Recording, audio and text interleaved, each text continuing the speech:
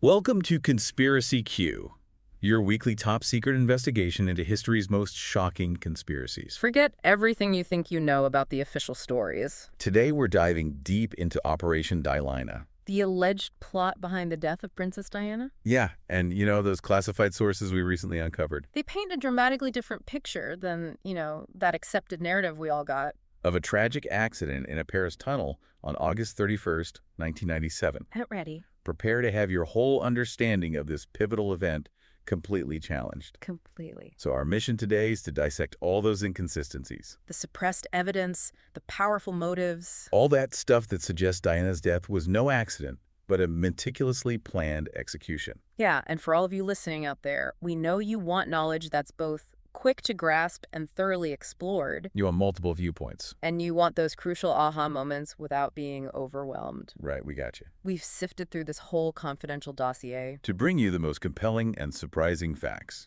Okay, so let's unpack this. Right. The official explanation that we're all familiar with basically says that Diana's death was caused by drunk driving and, that crazy paparazzi chase. But almost immediately, red flags start popping up. Oh, yeah. Like, why would powerful entities want the people's princess silenced permanently? Well, the dossier lays out some seriously explosive motives. Okay, lay it on me. First, it argues that Diana was way more than just a royal ex-wife. Right. She was a global icon, and her influence was starting to overshadow the monarchy itself. And in a world where symbolism and tradition still holds so much sway. And that's a big problem for the establishment. And this is where it gets really interesting. Oh, yeah. The dossier goes deep into Diana's activism. This wasn't just about looking good for the cameras. Right. She was actively campaigning against landmines, raising awareness about aides speaking out against the arms trade. These are issues that hit powerful elite circles right where it hurts. The people profiting from conflict. The ones who benefit from keeping things exactly as they are.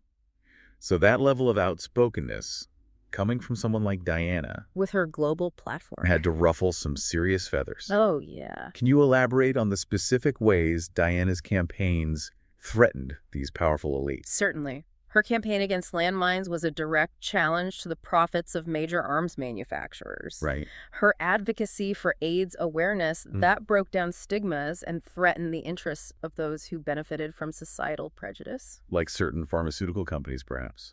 Possibly.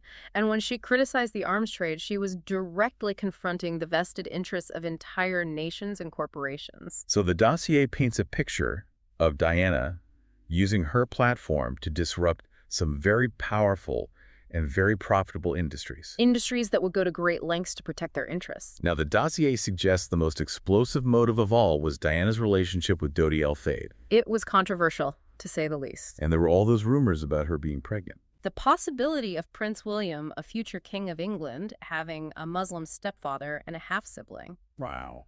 The dossier claims this was seen as an unthinkable stain on the royal bloodline for traditionalists. It's almost unbelievable to consider that level of prejudice. It really highlights how deeply intertwined personal relationships are with powerful institutional forces. What strikes you as the most significant aspect of this particular motive? Well, it taps into centuries of anxiety about lineage religion and the very identity of the monarchy. Right, the purity of the royal bloodline. Exactly. It's been a central tenet for centuries. So the idea of a future king having such a close connection to someone outside that tradition. It would have been seen as a profound crisis by those who wanted to maintain the status quo. And as if all that wasn't enough, the dossier claims Diana was planning to expose powerful figures involved in the illegal arms trade. She was going to name names. And just weeks before her death, she reportedly told friends, "My enemies are planning something. They want to silence me." What stands out to you about all these potential motives taken together? It wasn't just one isolated issue. It was a perfect storm. Yeah. Her growing influence, her activism challenging powerful financial interests, the sensitive issue of her relationship with Dodi El-Fayed. And its implications for the royal family. It all created a situation where Diana was seen as a threat. A threat to multiple powerful entities. And they had reason to want her gone. Let's shift gears now and talk about the night of the crash itself. The night Diana's life was tragically cut short. The official narrative hinges on the claim that the driver, Henri Paul, was heavily intoxicated. Yeah, but this dossier we're looking at throws a huge wrench in that story. Right. It mentions CCTV footage that shows Henri Paul walking and talking totally normally just hours before the crash. No signs of being drunk at all. So what about the blood tests? That's where things get really suspicious. Okay. The tests showed a blood alcohol content 3 times the legal limit. But he didn't seem drunk. Exactly. And here's the kicker. They found traces of an anticoagulant in the blood samples. An anticoagulant? Yeah, you know the stuff they use in embalming. After death. Right. So either the blood samples were tampered with or they weren't taken while Henri Paul was alive. That completely undermines the official story. And it raises serious doubts about the evidence. And then we have the Pont de l'Alma tunnel itself, In the heart of Paris. a major thoroughfare. And yet somehow all the CCTV cameras in the area just happen to be malfunctioning. Or not recording at that exact moment. What are the odds? I mean, seriously, come It's on. incredibly suspicious. What do you think that missing footage might have shown? It could have revealed the truth about what really happened that night. And then there are the delays in medical attention. 40 minutes trapped in the wreckage. And then transported to a hospital that wasn't even the closest one. A 20-minute detour. With potentially life-threatening injuries. It just doesn't add up. Was it just incompetence, or was there a more sinister motive? It's hard to say for sure, but the dossier suggests it could have been deliberate. To reduce her chances of survival. A way to ensure a tragic outcome. And then there's the mystery of the white Fiat Uno. Multiple witnesses saw a white Fiat Uno leaving the tunnel right after the crash. And they found paint fragments on Diana's Mercedes. That matched the paint used on a Fiat Uno. But despite all that, the French authorities never identified the car or the driver.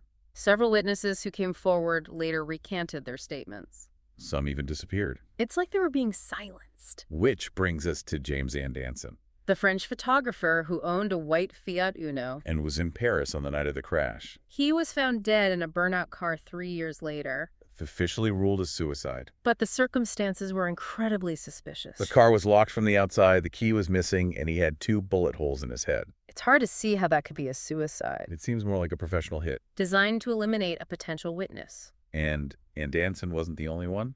Other photographers and witnesses who tried to come forward faced similar consequences. Arrests, media smears, even mysterious deaths. It's a clear pattern of silencing anyone who threatened the official narrative. The dossier then delves into Diana's own words. Her premonitions of danger. Like that chilling 1995 letter to her butler, Paul Burrell. The mishap note. Where she wrote, "My husband is planning an accident in my car.